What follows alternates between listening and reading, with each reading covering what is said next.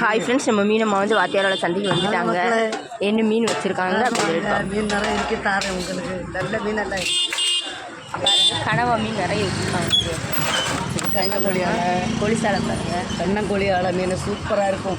பாறையோட நல்லா இருக்கும். அதுக்கப்புறமா விளை மீன் இருக்குது பாருங்க. கோவாஞ்சி இருக்குது பாருங்க மக்களை. கோவாஞ்சி பாருங்க. சோப்பு மீன் பெரிய பெரிய சோப்பு மீன் எல்லாம் இருக்குது பாருங்க மக்கள். பாருங்க, பெரிய பெரிய சோப்பு பாருங்க மக்களை. வாங்க, நேரத்தை வாங்க.